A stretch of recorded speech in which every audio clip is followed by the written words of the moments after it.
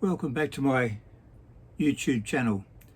Another reading in the readings I've been doing from this little book, Offbeat Responses to the Bible by Frank Hunting. The text for this one, excuse me, the text for this one is building up yourselves on your most holy faith. This is found in Jude 20, and the title is Doing Big Things for God.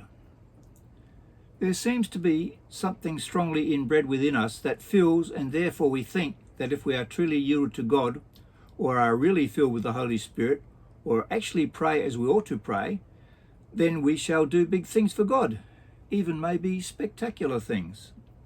But we do not live up in the clouds. We live in a very sick world. If we rub shoulders with the citizens of our world, we shall find that they have very little sympathy with what God and Jesus are on about. Do not love the world or anything in the world is an unequivocal word from God. The reason is given. Those who follow the course and fashion of this world are under the sway of the tendency of the ideas and practices of the day they live in. They follow the prince of the power of the air, the devil.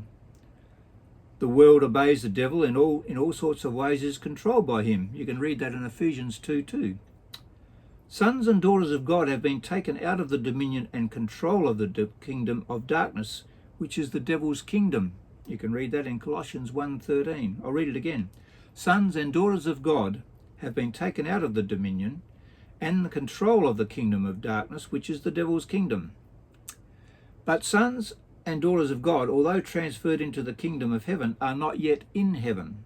They must live in a world where very much hostile to the kingdom of Jesus Christ being practiced here on earth. It takes the supernatural grace of God to live as a child of God should among the mean, the petty, the paltry ways of the world. It takes supernatural grace not to succumb to the glamorous blandishments of the world. Demas, having loved this present world, has left. You'll find that in 2 Timothy 4:10. And many a Christian has followed him.